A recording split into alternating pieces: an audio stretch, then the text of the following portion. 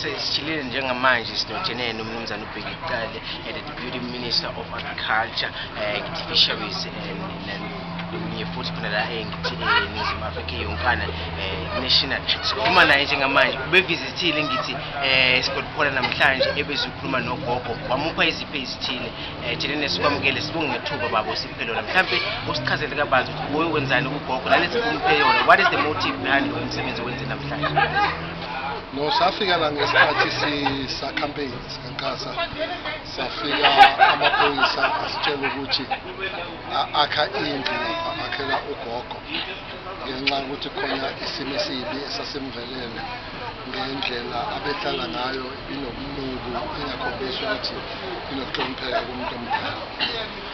Sabe sethi-ke nami no-ANC amakhansela esasihamba lawo ngaleso sikhathi mayisiphelile indlu so-contribute sobafakela ifriji besilethe leyo friji-ke namhlanje sabe sesithenga negrosa ethile sibuyise sokunogogo. Sibonile indlu inhle kakhulu, siyabonga umsebenzi wenziwa amaphoyisa nokuthi-ke nje sifuna ukuqeda le idea yokuthi masenze ithembiso ngoba ama-election sibuyile ugogo ujabule kakhulu. Sazobuya futhi ngicabanga ukuthi sibuya ngomhla ka-5 sokusama ne-NSC namaphoyisa eprovinsi engathi fenisha leyandlu sibone ukuthi asikwazi nokushesha inyama kancane kubonakala ukuthi sifikile so besibuyele lokho.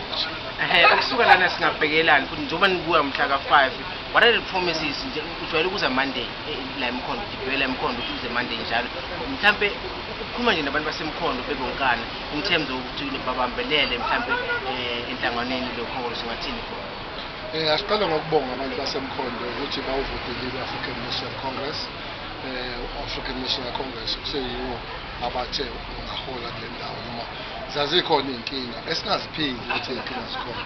Yiloko sithi emakhanseleni kufanele sisebenze kakhulu ukuthi siyilungise iy'nkinga sisebenze walapha ekhaya wendawo njengakhona amaGroupers uma sifika safika ukuthi amapayipi amanzi ayavuza kuphumile kuzofanele alungiswe bawafake endlini kodwa kungabi kwagogo kuphela ngoba sijwayele khona ngoba sivakashela ngoba kuzikhulu zamaphoyisa kuza ney'khulu zikahulumeni kube yinto eyenzekayo ukuthi abantu uma bekhala kukhona iy'khala abaziphakamisayo asheshe aphendule uhulumeni. Kuqala leyo. Eyesibili-ke lapha eMkhondo esibhekene nendaba yamaplazi ikakhulu emahlathini ngithemba ukuthi angazi kuthathwephi inkampani yakaMondi ukuthi ngakhuluma kwiredio ukuthi abantu baseMkhondo ukuthi abakhe izindlu ezazidingisiwe. Cha, nabo benenabo ekuseni namhlanje bathi ayikazidlwe ndawo leyo. Into engijabulisile ukuthi babhalile incwadi abantu baseMondi bathi khona izinto ekufanele bayixoxe nathi sohulumeni siyakulungisa ukuthi sixoxe ukuze impilo yabantu basesikhaleni esikhala ibe impilo ezinzile ibe impilo estable bangalokhu behleli ngokusaba lakho konke sizoyixoxa. Ukuxoxa nabo-ke ngivamisa ukuya kubona ngivamisa ukuxoxa nabo namaredio nangencwadi uMondi sizobambisana naye. Ngiyabonga kakhulu ukuthi okwamanje basibhalele le ncwadi sizobheka ukuthi siyifeza kanjani zonke izinto abay'phakamisile sixoxe nabo bese sithi abantu basesikhala impilo yabo ibe ngcono. Nezinye-ke iy'ndawo zamaplazi khona iy'nsizwa la kuthiwa okhutha amafamazi esikhuluma nabo ukuzama ukuthi bube ngcono ubudlelwane phakathi kwabantu abasebenza emafamu nabantu abawaholayo amafamu. Thina nisebawukhuluma Siyabonga. Rasuthenene umnumzana uBheki Cele ube khona la eMkhondo Sport on sesiqedile njengamanje siphuma kanje. Tune in, never know where we are until sifike lapho khona.